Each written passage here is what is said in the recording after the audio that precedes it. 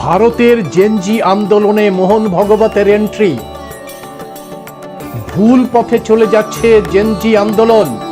RSS এর ফাঁদে কি পা দিচ্ছে জেনজি আন্দোলনের প্রবক্তা অভিজিৎ দীপকে? মোহন ভগবত যেভাবে জেনজিদের সঙ্গে কথা বলার উদ্যোগ নিয়েছেন, তাকে কি সমর্থন জানাচ্ছেন জেনজিদের প্রবক্তা অভিজিৎ দীপকে? সম্প্রতি একটি সংবাদ মাধ্যমে অভিজিৎ দীপকের দেওয়া একটি বিবৃতি ঘিরে শুরু হয়েছে তুমুল বিভ্রান্তি।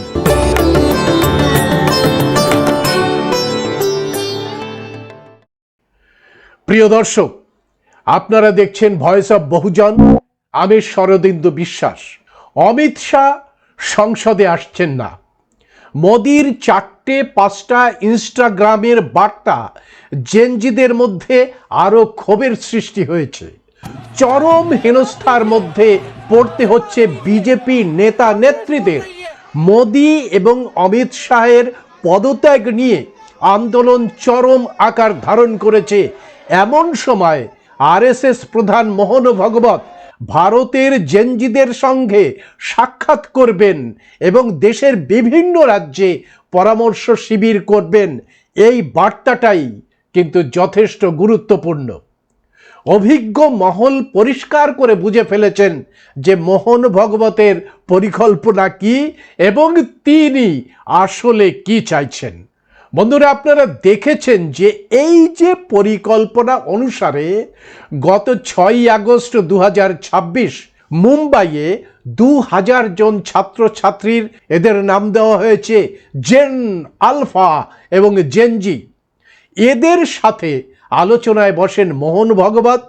এই ইভেন্টের মূল থিম ছিল the role of youth to uniting the world, the Indian way, অর্থাৎ ভারতীয় সংস্কারের পথে গোটা পৃথিবীর যে জেনজি, সেই জেনজিদের একত্রিত করা, ইউনাইট করা। এই ইভেন্টে মোহন ভগবত নানা কলেজ, বিশ্ববিদ্যালয় এবং স্কুলের 15 থেকে 19 বছরের ছাত্রছাত্রীদের সঙ্গে মত বিনিময় করেন এবং সম্প্রতি দিল্লির যন্তর মন্তরে আয়োজিত ভারতের জেনজিদের আন্দোলন সম্পর্কে তার যে মতামত সেটা ব্যক্ত করেন। पैलेट गन फायरिंग हुआ था, आपका क्या मानना है? ये होना चाहिए? ये जो बातें है ना जी, ये क्यों हुआ, क्या हुआ, इसके कारणों में जाना पड़ेगा, जिसके लिए जो जानकारी चाहिए मेरे पास नहीं है। आपके पास भी पूरी नहीं होगी ऐसा मुझे लगता है जी। लेकिन इसको देख के कहाँ गड़बड़ है ये तय करना पड़ेगा। मैं अभी ये नहीं कह सकता कि क्या हुआ, क्यों हुआ, क्योंकि सही गलत मुझे भी मालूम नहीं। आप भी पढ़कर बता रहे हैं, मैं भी पढ़कर बता रहा हूं। लेकिन मुझे अगर आंख मूंदकर विश्वास रखने के लिए कहा तो मैं जैन जी पर विश्वास रखूंगा। মোহন ভগবতের এই ইভেন্টের পরেই কিছু সংবাদ মাধ্যম একেবারে অভিজিৎ দীপকের বাড়িতে পৌঁছে যায়। অভিজিৎ দীপকে এই গোটা আন্দোলন পরিচালনা করতে করতে খানিকটা ক্লান্ত এবং অসুস্থ, সেই অসুস্থ অবস্থায় এসে একটি সংবাদ মাধ্যমে তিনি বক্তব্য রাখেন। সংবাদ মাধ্যমে দেওয়া অভিজিৎ দীপকের এই যে বক্তব্য, সেই বক্তব্য কিন্তু সিজেপি আন্দোলনকারীদের মধ্যে বা ভারতের জেনজিদের মধ্যে একটা ভয়ঙ্কর বিভ্রান্তির সৃষ্টি করেছে। तो मैं चाहता हूं कि बीजेपी वाले एक बार मोहन भागवत जी की सुने, क्योंकि मोहन भागवत जी जो है वो बीजेपी के मेंटर है, एक तरीके से गॉड फादर है बीजेपी का। RSS is the God father of the BJP. तो मैं चाहता हूं कि बीजेपी वाले सुने उनके मेंटर्स की। क्या ऐसा है कि बीजेपी ने आरएसएस का सुनना बंद कर दिया है, मोहन भागवत जी का सुनना बंद कर दिया है? क्योंकि मोहन भागवत जी तो कहते हैं कि इनको इंटरनेशनल मत कहिए, लेकिन बीजेपी के नेता हमें वायरस कहते हैं। नितिन नबी जी कहते हैं कि जो बीजेपी के अध्यक्ष है वो कहते हैं कि ये कॉकरोच वायरस है। जो एजुकेशन मिनिस्टर थे धर्मेंद्र प्रधान, वो हमें आतंकवादियों की बी टीम कहते थे।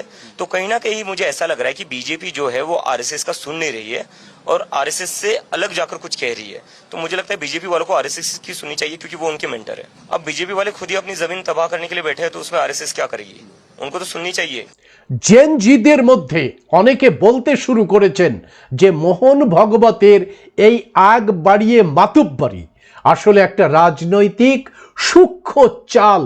তিনি নরেন্দ্র মোদী এবং অমিত শাহ সহ এই গোটা বিজেপি দলটাকেই বাঁচিয়ে রাখতে চাইছেন।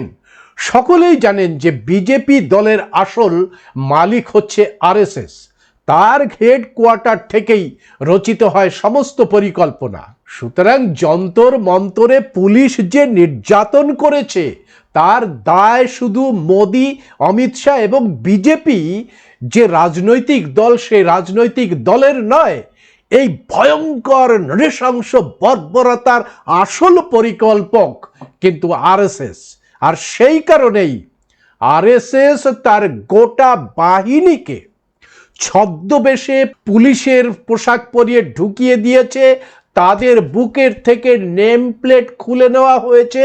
সাদা পোশাকে ডান্ডাধারী আরএসএস এর গুন্ডাদের পাঠিয়ে দেওয়া হয়েছে যাতে সংসদ অভিযান কিছুতেই সার্থক না হয়। আপনারা অভিজ্ঞতা থেকে দেখেছেন যে নির্বাচনে জয়যুক্ত হওয়ার আগে কি ভয়ঙ্কর ধরনের সন্ত্রাসকেই আশ্রয় করে বিজেপি রাজনৈতিক দলটি উঠে এসেছে এবং কিভাবে তারা সমস্ত জায়গাতেই আরএসএস এর গুন্ডাদের এবং আরএসএস এর লোকদের নিয়োগ করে গোটা ভারতবর্ষের যে রাজনৈতিক ক্ষমতা এবং সমস্ত ক্ষমতা করায়ত্ত করে ফেলেছে। সুতরাং এই যেভাবে পুলিশি অত্যাচার হয়েছে, ককরোচ জনতা পার্টি এবং অন্যান্য যে সমস্ত মানুষদের ওপরে ভয়ঙ্করভাবে বর্বরচিতভাবে পুলিশের আক্রমণ হয়েছে, সমস্ত আক্রমণের পরিকল্পনার মূলে রয়েছে এই আরএসএস সংগঠন।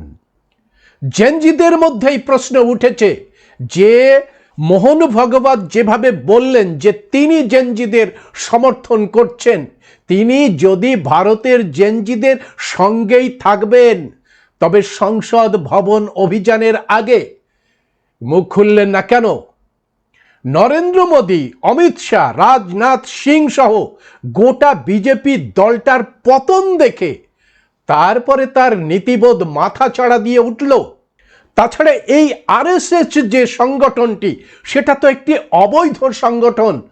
ভারতের জেনজিরা কোন পথে তাদের দেশের অখণ্ডতা, সার্বভৌমত্ব, গণতন্ত্র রক্ষা করবে তার জ্ঞান এই অবৈধ সংগঠনের মালিক মোহন ভাগবতের কাছ থেকে নেওয়া হবে কেন?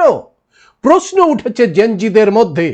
এমন বিভ্রান্তির মধ্যে অভিজিৎ দীপকে যদি মোহন ভাগবতের সঙ্গে কথা বলার জন্য আমন্ত্রণ পান এবং দীপকে সহ ককরোচ জনতা পার্টির অন্য যারা সদস্যরা তারা যদি এই আমন্ত্রণ গ্রহণ করে, তাহলে গোটা যে সংস্কার আন্দোলন তৈরি হয়েছে সেই সংস্কার আন্দোলনটি একেবারে ধ্বংস হয়ে যাবে। এটাই মূল পরিকল্পনা।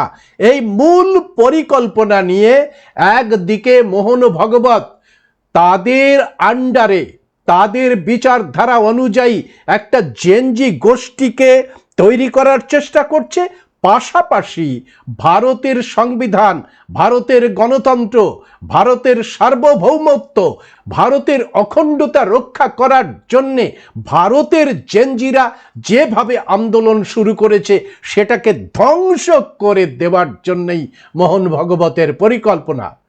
যদি দীপকে সহ ককরোচ জনতা পার্টির প্রতিনিধিরা মোহন ভাগবতের এই আমন্ত্রণে সায় দেয়, তবে প্রমাণ হয়ে যাবে যে এই আরএসএস শুধু বিজেপির মেন্টর নয়, তারা ককরোচ জনতা পার্টিরও মেন্টর।